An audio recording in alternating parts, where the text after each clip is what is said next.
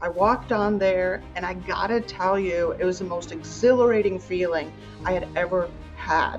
I'd never spoken in public, and it was just el natural. I mean, I just seemed to fit in that world. Interest and passion and attraction does not equal success. Passion is only one part of the formula to success. And honestly, it's not the biggest part. So something as simple as knowing where your timeline is and shifting it if it's not working neurologically will have you be a better time manager, more optimistic about the future and the ability to attain that future. It'll help you get over a lot of fears, and it'll also allow you to learn. A lot of times success is all about, do I fit within that franchisor's culture, or if I'm an employee within that company's culture. I truly believe that within us, God placed a purpose, and that we are designed perfectly to execute on that. Brilliant is the best way to describe this podcast episode. So, if you're looking to better understand yourself so that you can accomplish more, feel happier, and just have more clarity, then this is the episode for you. I sat down with Rebecca Monet, who is the CEO and chief scientist of Zorakle Profiles. So, Zorakle is the leader in business profiles, specifically in helping to predict franchisee fit and performance. We as a company have been using Zorakle for our clients for about 3 years now. It is literally the very first thing we ask our clients to do, and is a mandatory part of our process in helping to connect them with franchises that are the best fit for them specifically. And in this episode, Rebecca gives us incredible insight into how the profile works, what it does, how she created it, and how it can benefit you in learning more about yourself. And then we do a deep dive into my profile specifically. I share my screen, and Rebecca walks me through my profile, what it means, strengths and weaknesses, and more, and really how it applies to business. This way, you can get a real world understanding of how this can help you, and you get to know me better than 90% of people. Now, if you want to take the Zorakle profile, we cover the cost for you, and you can take it for free at franchiseempire.com/profile. And if you want to work with me and my team on finding or buying a franchise or resale business, then you can go to franchiseempire.com/check territory, and you can schedule a free call to see what's available in your area. The link is also in the description below. With that said, sit back, relax, and enjoy the episode. Welcome to the Franchise Empire Show. They say Rome wasn't built in a day, and building your empire doesn't happen overnight. My name is Tarek Johnson, and owning franchises is what helped me go from employee to employer and start building my empire for my family. So this podcast is for you, the empire builders. For those of you who want to build something that stands the test of time. This is for those of you who are crazy enough to believe that you can make the dream in your head come to life. This podcast is all about bringing you real people who are building real empires so you can get inside their mind and heart and get proven strategies and actionable insights that will catapult you to build, grow, and scale your empire. All right, everyone, welcome to another episode of the Franchise Empire Show. I'm here with a friend for many years now. Crazy to Yeah, say. Rebecca, yeah. thanks for joining. I'm so glad to be here. It's good to see your lovely face. Yes, likewise. This is actually one of the podcast episodes that I'm most excited for, because it's a topic and conversation around what you built that fascinates me. Um, I would imagine it fascinates you too. Of course, I'm a scientist. I love to dig in deep. Yeah. Yeah. So okay, so let's just jump right in. So tell us about what you've created. What is Zorakle? How did you go about creating it? And how long has it been around? Well, I'm not going to tell you my age because no woman does that. But as a designer of psychographic assessments, I've been doing this since the late 80s, specifically for franchising in 1992, 1993. So my life actually started as a therapist. And as a therapist, my specialty was business owners, entrepreneurs. Today, we would call us a coach. Back then, I was a therapist where we looked at the gray matter of what causes people to be successful and build businesses that lets them have the freedom and the control that they're looking for. So I worked with entrepreneurs for many years as a therapist slash coach. And then at one point, one of my clients asked me, if what I was doing with him I could do in a group. And my ego popped up and I said, sure, I could do that, even though I had a very conservative background where women were supposed to be quiet, right? And this wasn't something to be on a stage. So he ended up inviting 300 plus entrepreneurs to an event in downtown San Diego. Is the first time I did any kind of public speaking talk. I walked on there, and I gotta tell you, it was the most exhilarating feeling I had ever had. I'd never spoken in public, and it was just el natural. I mean, I just seemed to fit in that world. So I spent the next few years traveling all over the world, teaching certain techniques for controlling this gray matter to build your businesses. And I loved it. I loved doing that. And then from there, by this time I had teenagers. I had, uh, well, like all teenagers, they have their wild sides. And one of them in particular, my daughter, was a little bit wild. And I decided I could no longer do that kind of travel and teach these things. So I went to bed one night, Tark, and I prayed.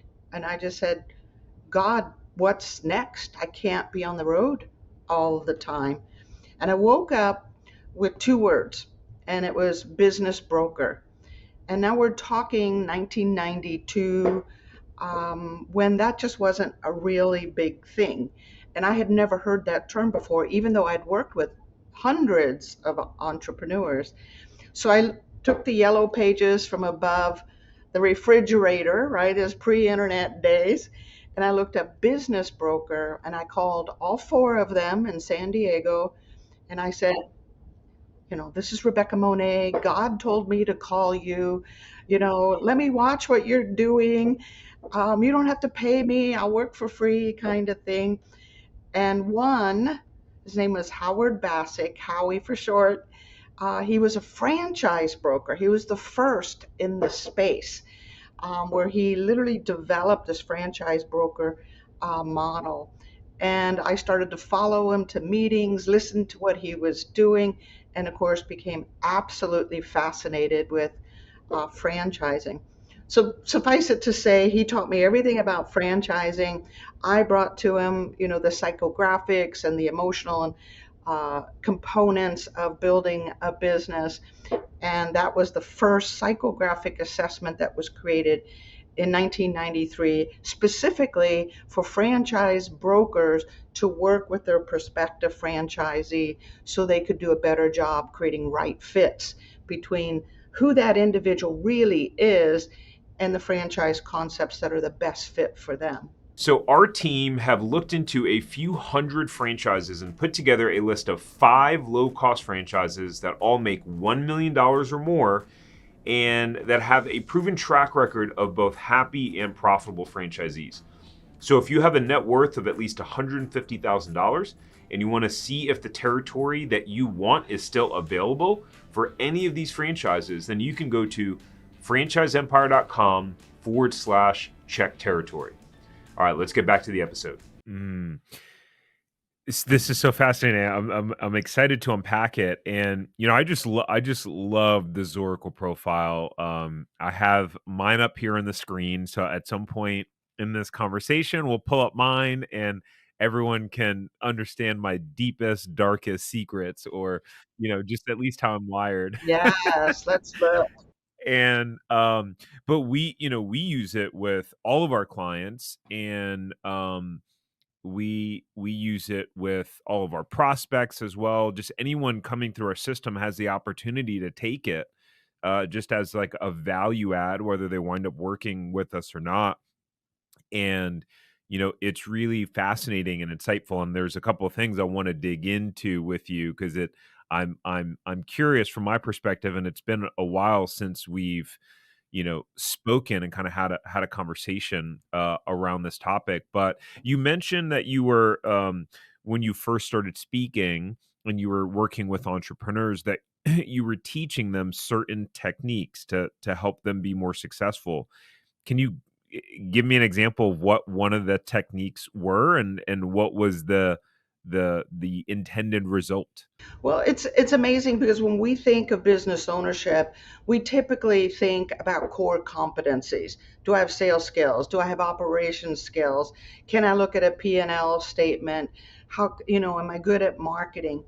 What I discovered is a lot of success is right here in how we take on the day and handle it in a way that gets us through it in successful ways. So let me give you a crazy example of something that we would have done. The brain is a fascinating thing, and it stores memories and it stores time in a very specific way. Now, you might store it differently than I store it.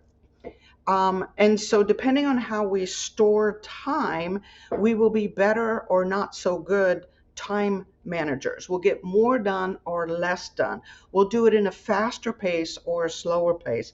But based on how we store time in the brain, what we call a timeline, we can find ourselves maybe procrastinating, maybe being indecisive, maybe even worse, we're not learning from our past mistakes because we have time stored in a way that we're not even accessing the past. So we're making the same mistake again and again.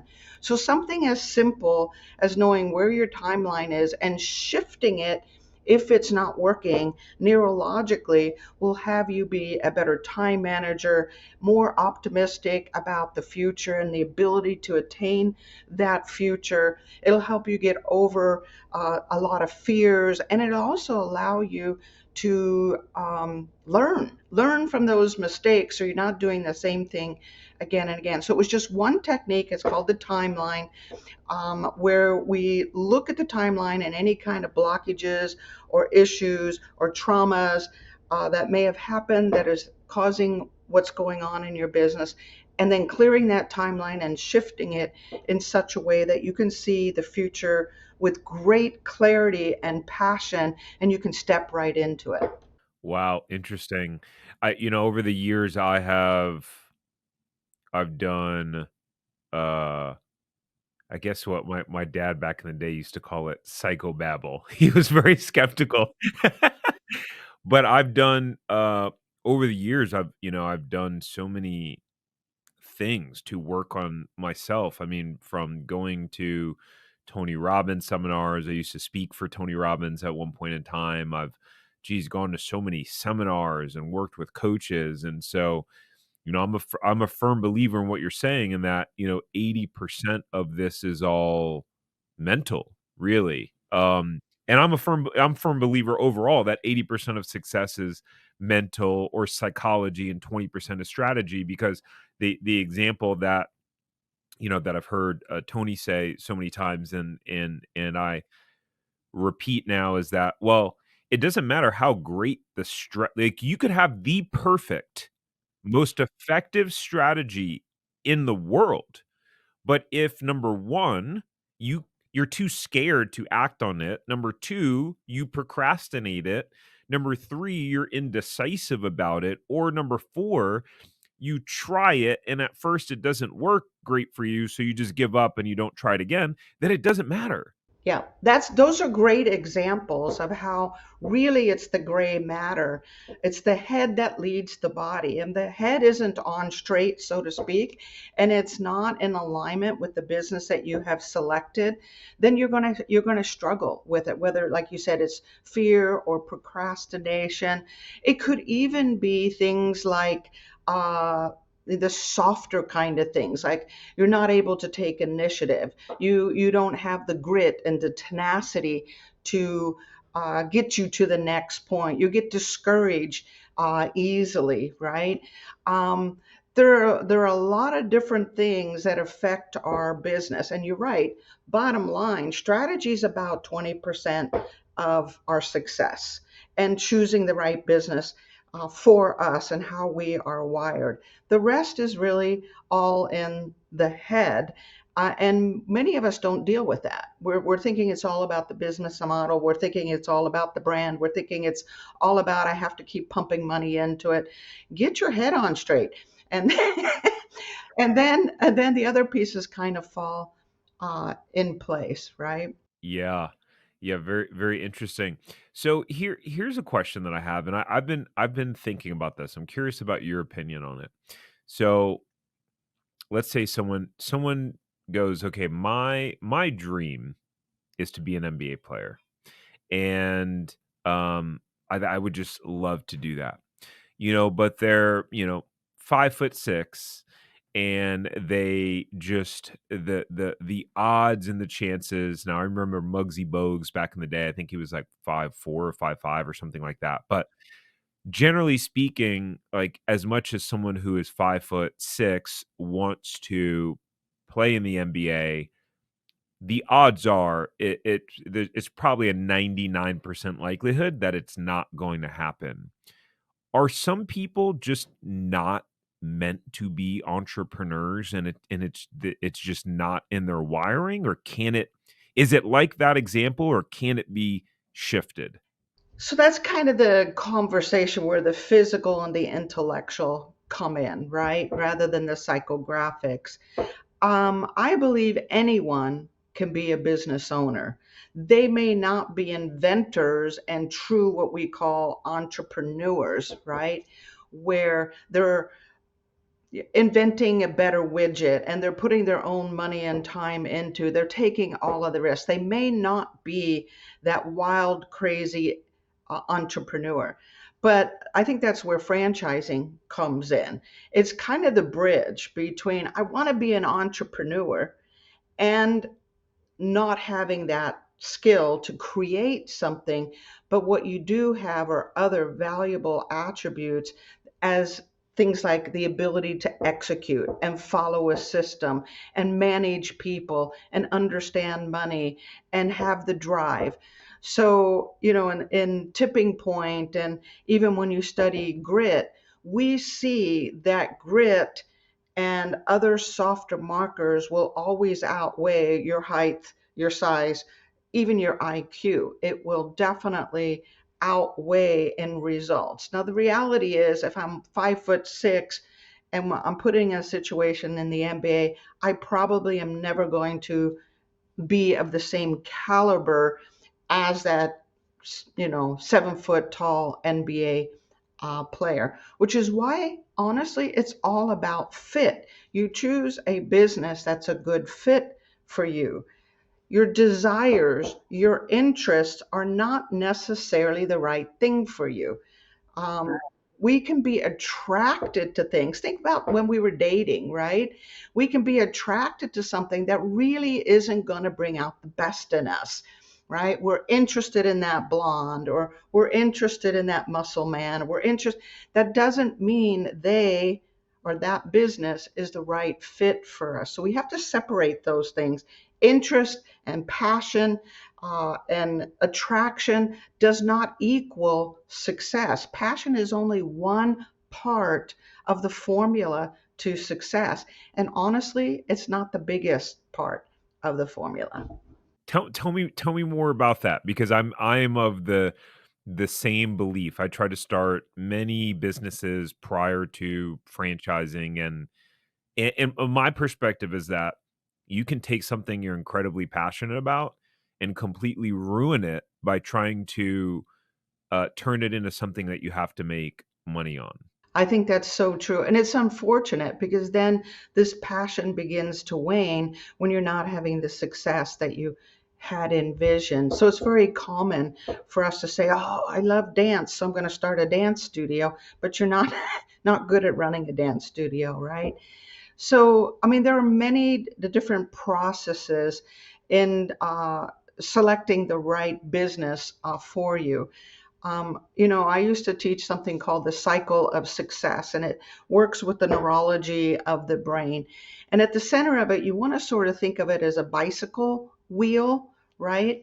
In that when you're uh, using your legs to power up a bicycle, the center of it, of those wheels, is, this holds everything in place. And that is usually more around purpose, what our life's purpose is, what we are wired to be. And so once we find that purpose, and that purpose can be expressed to hundreds of different types of business, but you have to find what that purpose is in your life. And then the second piece is our values. Does our values align with our purpose? If you don't understand your values, make sure you do an exercise that uncovers them, because they're about 90% unconscious anyway. So find a way. Oracle's tool obviously does help with that, where you get in touch with those values. If the purpose and the values are in alignment, you want to see it almost as a downward stroke of that wheel, right? Where the power comes from the downward stroke. So you got this stabilizing factor of purpose, and then the values, that's going to be the downward power behind the movement of that bike or that business. The second piece is your belief systems. Do your belief systems support this purpose? And do your belief systems support the values? Neurologically, when you see values, they are always supported by a set of beliefs. But if those beliefs are incongruent, inconsistent, messed up, then we never fulfill our values or our purpose. So we have to make sure our belief systems are consistent with the values. So, for example, if my purpose is to make a difference in people's lives, and my value is contribution and creativity, but I have beliefs in place that says I have nothing to offer, or I'm going to fail everything, or I'm really not that creative, or I can't make money contributing in that way, then it's going to short circuit it, right? And then once you know the values are aligned, the belief systems are aligned, then and only then are we ready for strategy, right? Now we can go, okay, this is an alignment. What are the strategies necessary, both in my brain and in the business, to build this business? So it's only once that those downward stroke is there, now we get into the strategy of that business. So once that downward stroke is there and we're applying our values, our belief systems are congruent, we're on purpose, and the strategies are in alignment with all of that, results will naturally come. And then the final piece of that is acknowledgement. A lot of us will have success, but we won't stop and acknowledge that we had success, which basically takes the wind out of the sails. So we're not taking a breath while we're, riding that bike or building that business. So we have to stop to acknowledge, look back to see what we learned, and see again, is it still on purpose? Is the value still alignment? Do any of my belief systems need to be tweaked just a little bit to go to that next level?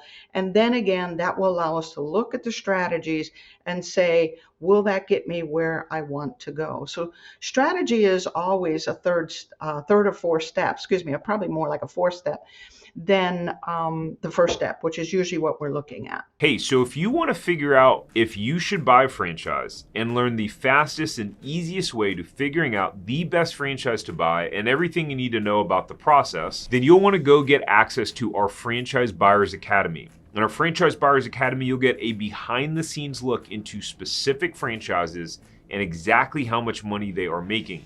You'll get simple formulas for finding money-making franchises and a blueprint on how to scale them into a franchise empire that can be sold for a lot of money later on.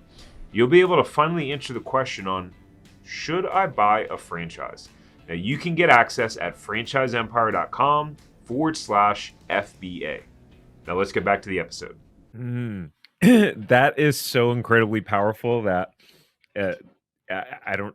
It's just so powerful. I'm thinking about some decisions that we're making in our business now, and having to really go a step back and go and asking, who do we want to be? Is who we have been positioning ourselves as? Is that still who we want to be and how we want to help people? And so it kind of, I don't want to say it overcomplicates things, but it can at least for me, it kind of stops me in my tracks a little bit to go. It's almost like the analogy that I think about is like I'm driving and I'm cruising. And I'm like, hold hold on, are we going the right way? Or like I think I need to pull over for a second and like Yeah. recalibrate the GPS. Yeah. And we change, right? We change. Where I am in my stage of life is not where I was when I was in my 40s building an empire, right? I'm at a different place. When I was a single mama, that was a different place for me. So the path is going to change. And if we end up just driving mindlessly, aimlessly, without seeing the signs that says, I'm a different person. I've learned something new. Here's another opportunity. We might be missing, the signs simply because we lack the sensory acuity, or we're on autopilot, resting on our laurels in many different ways, and we will miss opportunities The and exit. next the exit. Yeah, we're gonna miss that exit. Yeah, that almost happened to me the other day. We were driving and I had to like tactically swerve across 3 lanes to make the exit. And sometimes the consequences to missing the exit can be unfortunate. But okay, so let's dive in a little bit more into the actual Zoracle, profile and process overall. Do you want to explain that in more specific first before we then pull up mine and kind of walk through that? Sure. So the tool is designed for prospective business owners to get a better insight into themselves. And then consultants like yourselves, coaches like yourself, will use it to help facilitate a right fit between them and businesses. We want you to do a business where you're going to be successful, one where you're going to retain, one where you're going to ramp up beautifully, one where you're going to get up every day and be excited about that. So it's based on 7 statistically validated sciences. So it's not a personality test, although there is one of the sciences is William Marston's work, which is a personality test. The other pieces are more around your values, what drives you, what motivates you. This is really the only predictor of future performance. The next is stages of growth. Every franchise system, every business will go through predictable stages of growth and predictable crises and challenges that they're going to go through. So some of us are wired for early stage businesses where it's innovative and dynamic and we have a lot to say, and others of us are much more wired for a larger system where we just embrace and we scale. And then the next science is a cultural science. A lot of times, success is all about, do I fit within that franchisor's culture, or if I'm an employee within that company's culture. So we look at the franchisor's culture, measured on 6 different markers, and then we report back to TARC that this candidate fits really well in this stage of growth and in this type of culture. And then, of course, there's the personality we talked about. We call it a work style. This will allow us to know where your energy levels are, what pace that you are capable of working with, how many people you'll be able to manage, and a lot of other little things in terms of how we might communicate with you, how you're going to make decisions. And then we get into the competencies, not till we get to the other four, which are more about compatibility. And then we measure 8 hard competencies: sales skills, marketing skills, management skills, operation skills, technical skills. Every business requires all 8 of these skills, but to various amounts. Some businesses are going to require you to have really strong sales and marketing skills. Others are more management and operational or customer service business. So we want to know which skills the candidate has so we can find businesses that will leverage those skills. And then the next couple of sciences are more franchisor specific. So when you take the assessment through TARC and he sends that over to franchisors, they will recalibrate using our software, and we will also report out something called Focus, and that is a piece of sports psychology where we look at your ability to move from one part of the business to another and where likely you're going to become hypervigilant, make mistakes, get bored, all of those things. So the franchisor can then help coach you and help you in those areas. And then the final one is emotional and social intelligence. Emotional intelligence are all about those markers around managing myself, managing my thoughts, my emotions, my mouth, my time, my budget.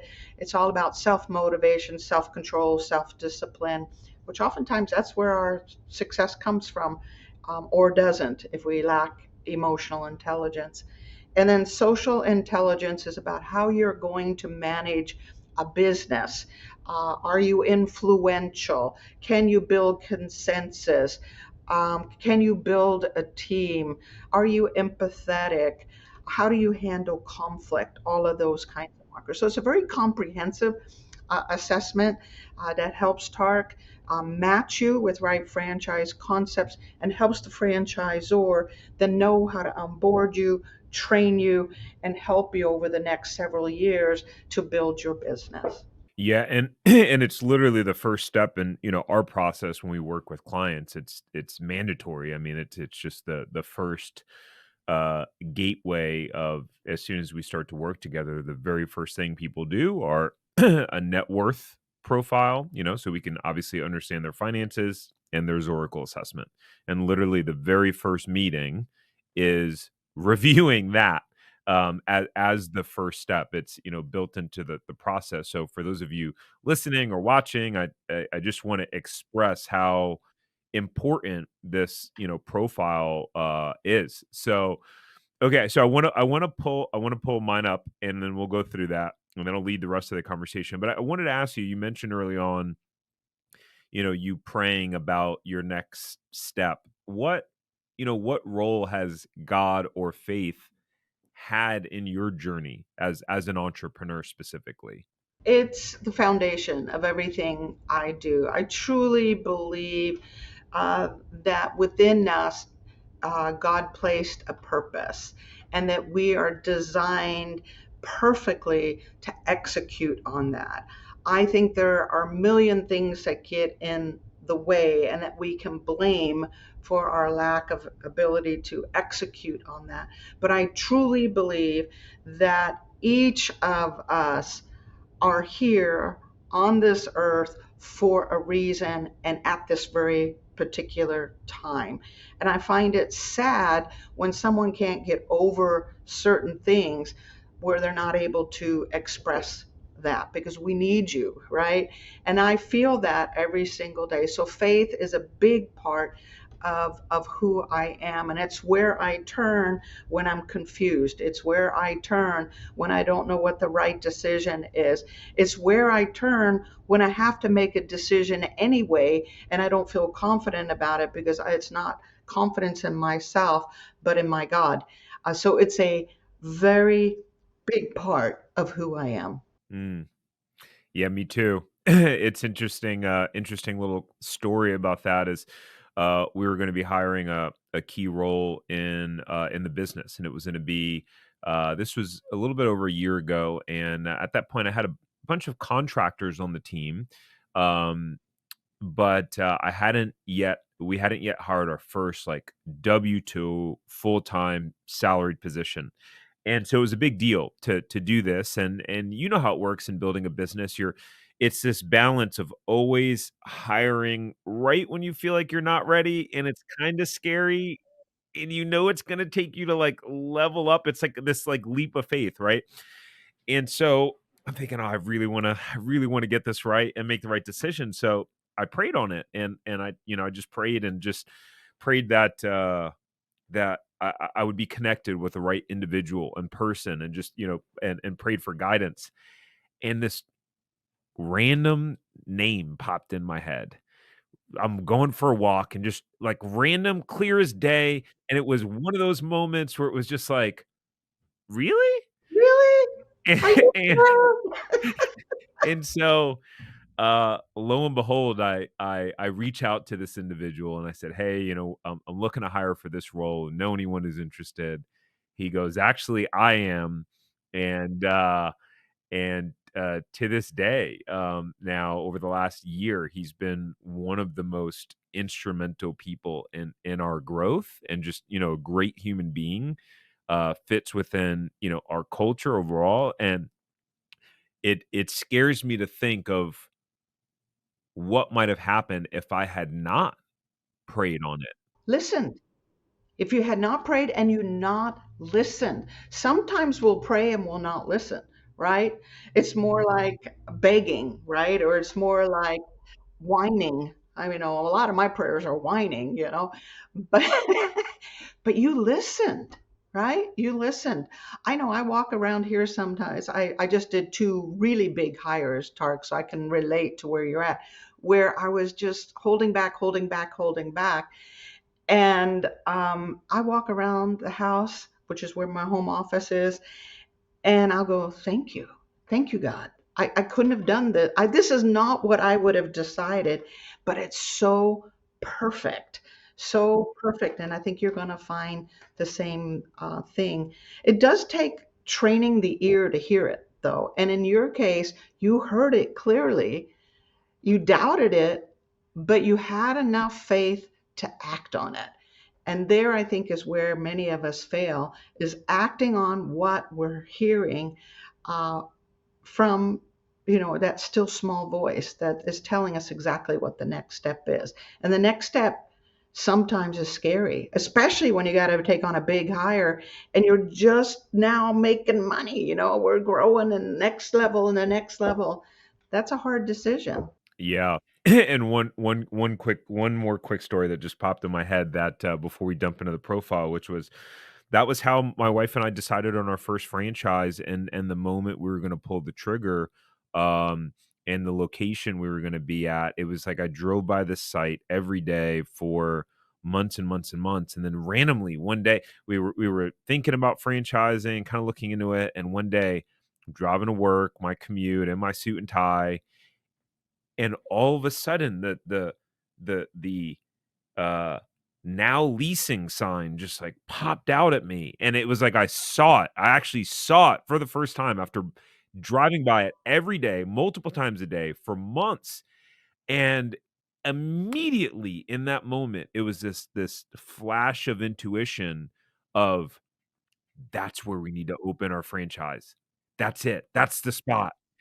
And, lo and behold, we like, if we would not have done that, the catalyst that created, you and I would not be having this conversation right now. We wouldn't be here. Absolutely. We would not be here. And you would think of all the people that you have helped over these years find their right business. You wouldn't be here and they wouldn't be where they are had you not listened, had you not seen that highlighted.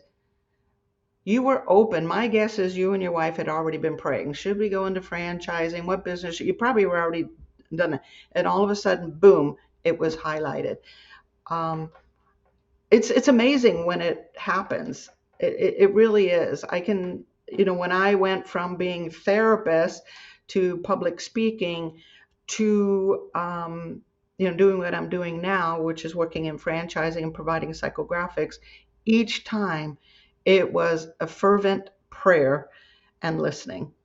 And it was such a dramatic change that you're going, really? Really? This is where you want me to go?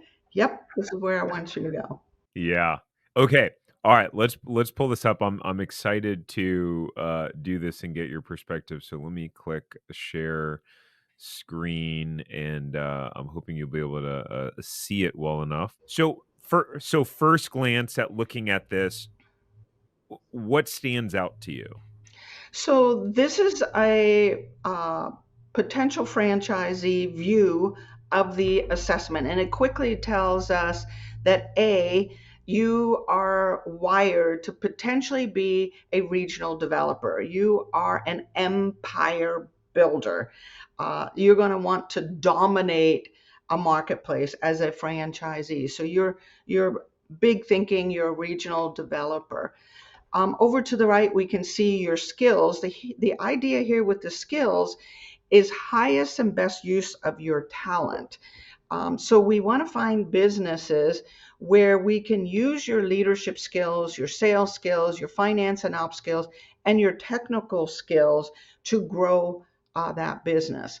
On the other hand, because admin and customer service and even HR and training are not your cup of tea, this is not highest and best use of your time, then we would be looking at businesses where that part of the business is not required. Either the franchisor has systems and processes in place that takes care of that back end administrative customer service sort of situation. Same way with the hiring and training. This tells me that we likely want to keep your staff small, right, and close, that we don't want 20 employees. We want um, individuals that are self-motivated, take strong initiative, are committed, where you don't have to be on top of them, and it's probably highly skilled employees, right? So this is what that kind of tells us from an overview. Down below and to the left, the achiever director, we'll get more into that as we continue on, but the achiever is your value set, the director is your uh, what we call work style, personality style. And then over to the right and low is the type of culture you're going to be a good fit in. In this case, you're highly competitive. You are going to want to be in a franchise concept that appreciates competitive. It's going to stay one step ahead of their competition through either technology, pricing, quality, logistics, speed, whatever it is. You're going to be better in a highly competitive environment. And this is and it's funny because the the the franchise that we bought initially, that doesn't align with a lot of this. And so and I looking back now, and part of kind of what spurred creating content, all these things, is I realized, oh crap, I think I bought the wrong one for me. And so I was in the food and beverage space, right? Juice and smoothie bars with a lot of uh not highly skilled Teenagers, people. yeah, first Yeah. job. Yeah, Oh yeah. And then my franchisor, which they were amazing and just good people, genuinely wanted to help, but they moved very slowly. They were very conservative in the way that they did things, and I constantly found myself frustrated that, like, what we gotta be one step ahead here. We gotta move. What do we do? What are we doing? You guys yeah, are moving too slow. yeah. So that's part So, of the profile and my wiring, right? yeah, absolutely. You don't need to be working with first time employees. They need to be highly skilled, and it needs to be a few. And you have to be with a company that's one step ahead, always thinking, you know, always innovating. Yeah. Okay. What? So tell us about this page. So you are, according to Stanford Research, which is where this work comes from, you are what we call an achiever. So an achiever is all about quality. They're all about uniqueness. They're all about control and respect, numbers on the board, moving the ball down the field, so to speak. They want to dominate. Ultimately, they want to dominate whatever space they are in. They want to be top of the heap, so to speak. It's all about scalability, replicating, dominating, equity upon exiting, legacy income if we can create it. For sure, we're not going to build a business just on our own shoulders. We're going to build a business that, if I take a vacation, can continue to run, right? That would be the ideal situation for an achiever. Up above is those hierarchy of values. This is what we talked about with the cycle of success. These are your top 7 values. Every decision you will make, how you spend your money, how you spend your time, how you spend your energy, are based on these values. Will this help me grow? Will I have more success? Will this get results? Will I achieve what I've set my mind to? Will it give me greater power, meaning personal power, so I can continue down that path? Will it give me control? And then number 7 is knowledge. What knowledge do I have to continue to gather so I can have those things above? So every decision you're going to make is going to be based on these values. So I'm going to look for a business for you that echoes, where that franchisor has similar values, because we get along with people with similar values, whether it's a marital situation, business situation, friendship. The more aligned our values are, the easier it's going to be for us to embrace a system and embrace the mission of that franchisor. So we wouldn't want to put you in a business that's a belonger business or a emulator business, as an example. We'd want to put you in a business where that franchisor has similar values and the high performers have similar values that you do. Interesting. And you mentioned belonger business. So tell me, let's talk about the belonger and that profile, because we recently had a conversation with our team just saying that belongers are just they're hard to work with. They're hard to work with, and it's hard to move them down the field, and they're probably not going to ever actually buy a franchise. So tell us about that profile and what are the characteristics of belonger businesses. So a belonger is that steady Eddie. He or she is all about providing for and protecting their family. They tend to be a bit risk averse. They're conservative. Their lives are based on, church and family and community. So they're all about the relationship. When they're looking at businesses, they're looking at a business where maybe they can bring their spouse in, their children in, something that they can pass on to their child at some point. They're not looking to be multimillionaires. They're looking to have a business that gives them a lifestyle so they can spend more time with their spouses, go to Johnny's soccer game, put money away for college education for their children. And they're looking for businesses that are proven. So these will be larger franchise organizations that are typically service-based businesses, businesses where there is repeat customers, consumable products and services. This is important because belongers are not typically hunters of businesses.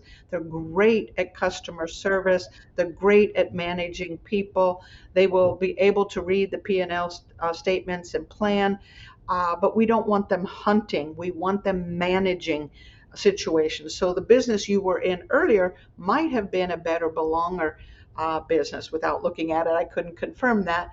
But belongers are typically looking for franchisors that are a minimum of 100 units, typically even bigger than that, that are providing ongoing services, things like oil changes and maid services and pest control, something where there's a steady flow of business and it's being driven by the wonderful marketing and the branding of that franchisor. Interesting. Fascinating. Um, okay. Anything to cover here, or did we cover this already? So we can see you're a super high achiever, so we're going to focus on that. But you did have a splatter dot, and you'll see this. And this splatter dot is your number 7 value, which was knowledge. So this simply means when you took this assessment, this particular value was drawing extra attention. It was maybe even causing some pain. So if I was working with you, I'd find out what kind of knowledge you are in search of, right? And how you would use that knowledge. So it could be a pain point. It could simply be it's a miss or a skew at that point in your life. But I would find out what knowledge would mean to you. So if I was placing you in a business, I would give you the kind of knowledge you could use to make a wise decision. Or if knowledge was more about, I'm going to absorb a lot of knowledge so then I can impart it on others, then what is that knowledge that you're looking for so you can impart? So it's just a little something that's askew at the time you took this assessment. Yeah, which is interesting because when I took this was just a few was, about over 3 years ago now, and it was, right around when shortly after I started this business and started this whole online business, so that would make sense and align overall, I think. So Alright, this so what this stages of is growth? yeah, this is a great one. You're a one, two, and three. So again, five predictable stages of growth with various markers. In this case, stages of growth are about the managerial style of that franchisor, the organizational structure, how formal their systems and processes are, what their initiatives and goals are, how involved the concept originator is with that franchise, and of course, what challenges they're going through their growing pain as they're going from one stage to another. So, Tark, you fit in stage one, stage two, and stage three. So, a stage one would be a franchisor that would be what we call an emerging franchisor, typically less than 30 units. This is a very dynamic organization. You're comfortable in a certain level of chaos. You will bring something to the table in terms of your own innovation and creativity and best practices. You also would fit into a stage two franchisor. This is typically a franchisor somewhere between 30 and 70 units where you are considered a partner, clearly acting as this is what I do, this is what a franchisor does. So, best practices have been put in place in a partnership business. Typically, a franchisor has brought on a strong ops person at this point and might be outsourcing some of their development, sales and development, which is why they would work with consultants like yourself. And then stage three is a plug and play. Typically, a plug and play is when a franchisor has hit about 100 units. Many franchisors will stay in this place for a long time. They'll grow to 200, 300, 400 units and still be in this highly systematic, scalable business model where every bit of their focus is on helping a franchisee get more ROI. So they're creating call centers and taking over some of the regional marketing. They may have exclusive agreements with vendors and suppliers in place, all things that will benefit the franchisee. So you would do well in one, two, and three, but the minute it becomes an empire franchise, this is no longer highest and best use of who you are. You would get bored. You would feel like you're just part of, just a number within that. It would no longer be as competitive as what we saw in stage two and stage three. It wouldn't be as innovative as what you like in stage one. So an empire business would, in many ways, be boring to you. Never mind, it's typically in what we call the empire, which is the biggest brand within a particular vertical. Um, it just wouldn't be as exciting and there wouldn't be as many multi-unit opportunities at that point. There would be resales, but that's just not highest and best use of your time. You're a builder, you're a grower, right? You're a scaler. So you need to be in a market where it allows that. Interesting. Now, a Belonger would fit in that four, right? Oh, okay. That makes sense. Uh, all right. Culture. Culture. Yeah, you're a culture. So compete cultures are this beautiful blend of let's create stability, consistency in deliverables, but at the same time keeping a focus on the future and on our rivals. So we're always one step ahead. So compete cultures are very good at locking down relationships. This is with suppliers, their customers, keeping them in maybe a subscription model of some sort, with regulators, with vendors and suppliers. So they have a way of locking down relationships to keep costs down, but also kind of move those rivals out of the way.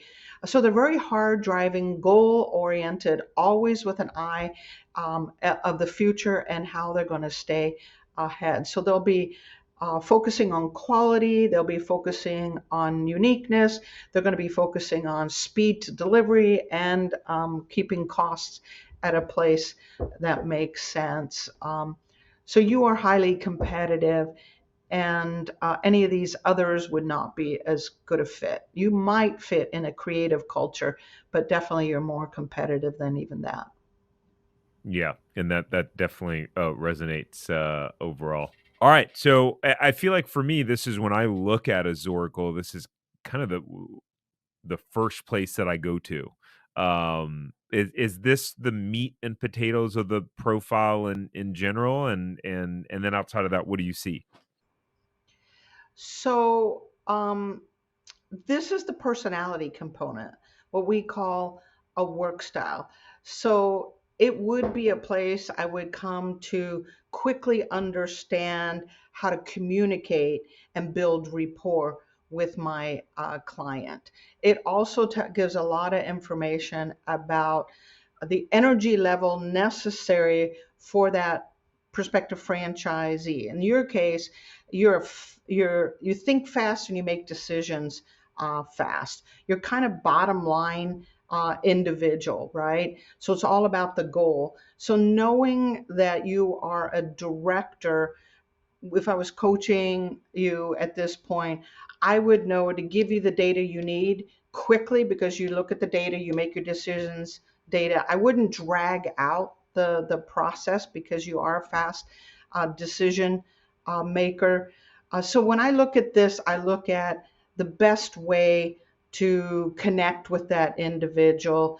And also when I'm looking at a business, what is that a business where it's crazy from morning to night? Is it more structured and more organized? Is it a lot of people? Is it a few people? So that's how I would look at this. And so once you kind of understand the personality, you know a little bit better how to communicate and connect with that candidate. And do these align with? Are they similar to the disc profile? This part of it. Yeah, that's a great question. So 99% of personality tests are based either on Dr. Carl Jung's work, which will be the MBTI, Myers-Briggs, 16-factor personality, or they're built on William Marston's work, which is the DISC, the Harrison, the predictive index, the caliper. All of those are personality tests, and they're built on William Marston's work.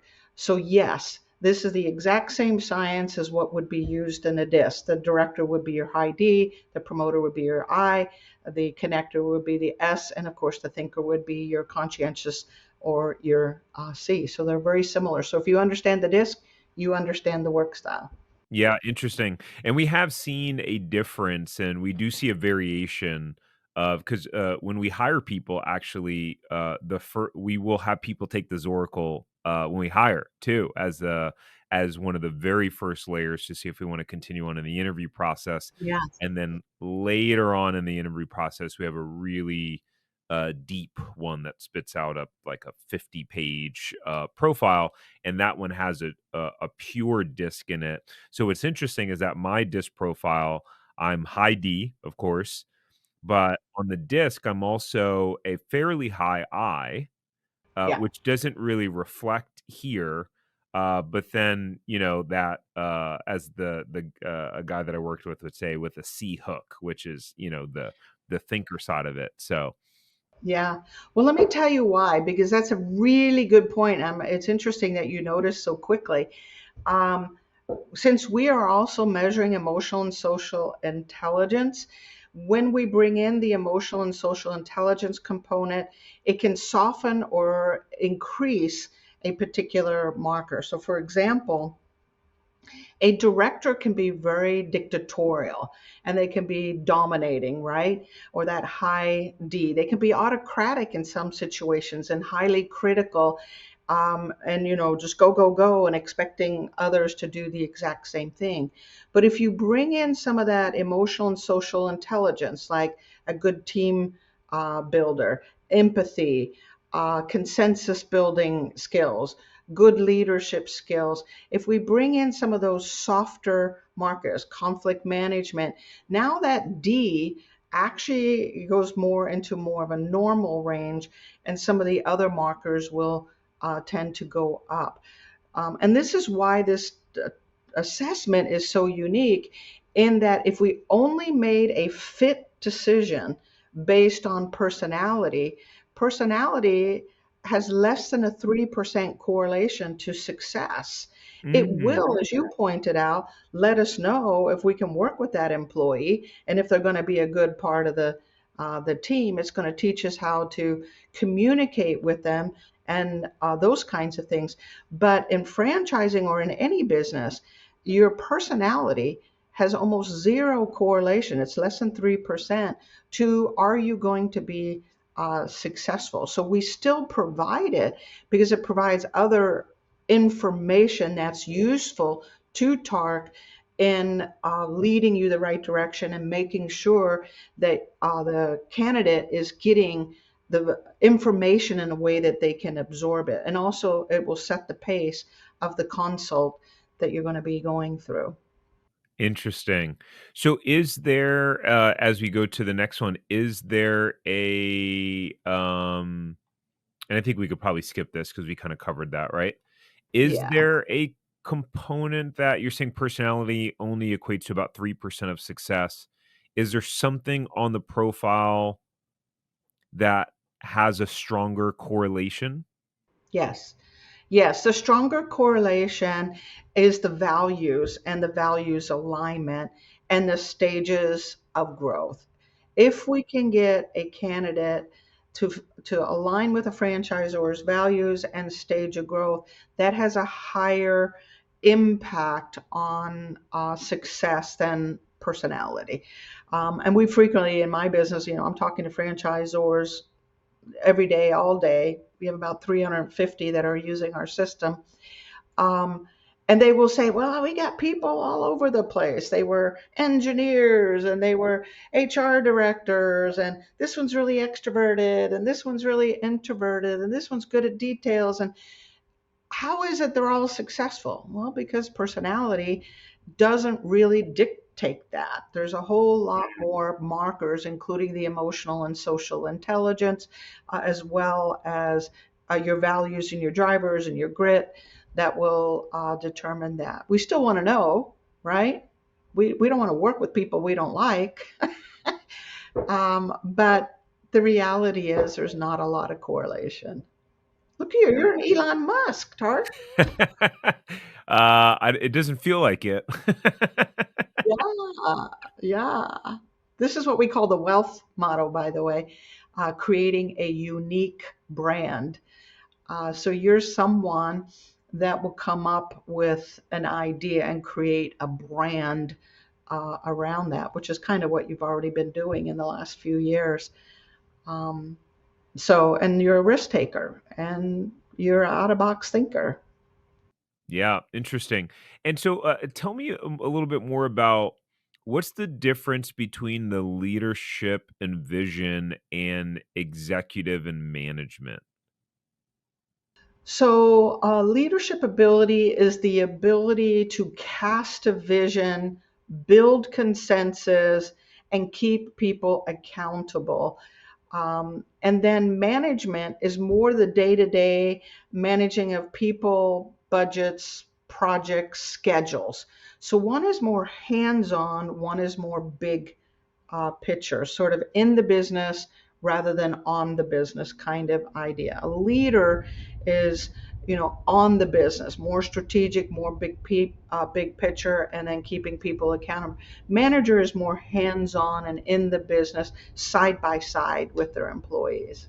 So that would mean then that my gap would be that I would, as you were saying before, I would need to have more skilled people involved to bridge the gap between my vision and leadership and the actual execution of it.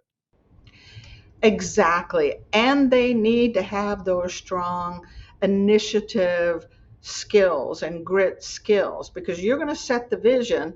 You're going to check in with them, a month later, but you're not going to be side by side. Did you do this? Did you do this? Well, I need this on Thursday. That's not who you are. So you have to work with skilled, self driven, self motivated, self disciplined uh, individuals with high initiative markers. That's who you have to work with to get where you want to go. You're not going to do any hand holding, and nor should you. It's not the best use of your talent. Yeah. And what are those high initiative markers? Is that just generally the high D or the Um, director? the initiative markers are in the emotional and social intelligence. We're measuring them, we're not reporting them out to brokers. We are reporting them out to franchisors. Got it. Yeah, interesting. Okay, cool.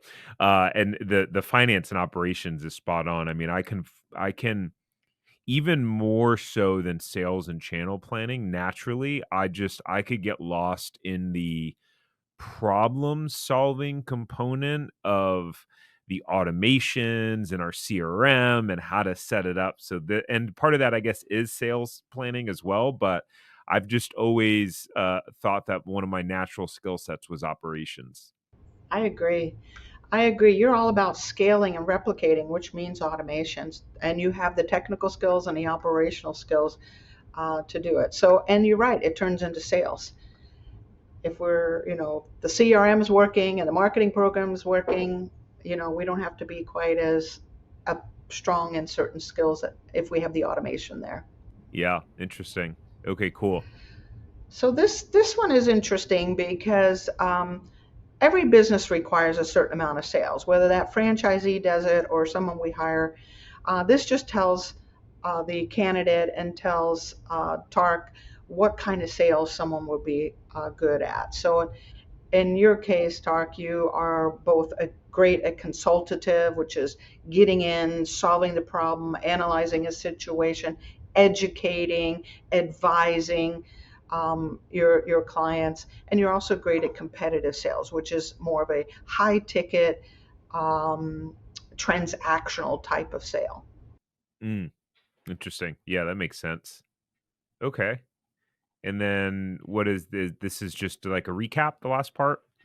It really is. It's based on your assessment results, what people like you would normally be looking for in a business. So it's just several bullets that would highlight. We actually talked about prefers working with skilled employees.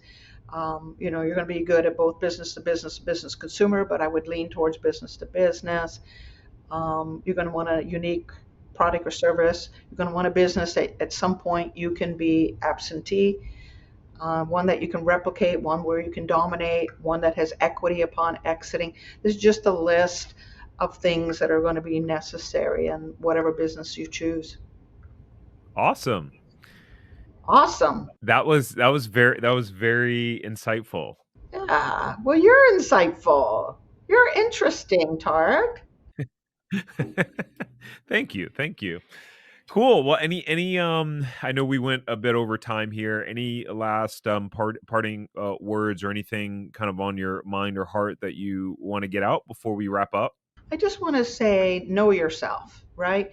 Know yourself before you go into business. That will help you decide which businesses are right for you.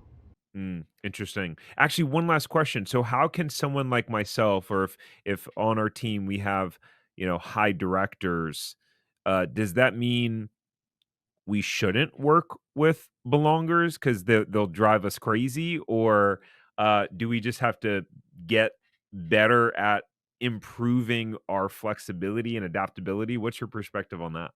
He who is most flexible wins, right? We have to adapt to our individual that we're working through. So he who is most flexible wins. So behavioral agility is super, super important. If you're not capable of that, then I would hire someone that speaks the Belonger language, that has that kind of patience and relationship skill building skills that is necessary. And is that a connector? It's a Belonger connector, yeah, or yeah, a Belonger promoter. Interesting. Okay. Fascinating. This we had there was a very interesting conversation that took place yesterday. It was the divine timing of the fact that we were having this podcast today is just crazy based on a conversation that happened yesterday. I just wanted to let you know that. Wow. Hey, God's in charge. What can I say? Awesome. Rebecca, thanks so much for coming on. I really appreciate it. Yeah, my pleasure. Thank you for having me. Absolutely. All right. Take care. We'll talk soon. Hey, before we go, thank you so much for listening to this episode. Please subscribe here on YouTube if you haven't already. And the biggest thank you that you could ever give me is to share this episode with someone who you think will benefit. That means that we can share this message with more people and hopefully positively inspire them like we have you. So thank you. And until next time, go build your empire.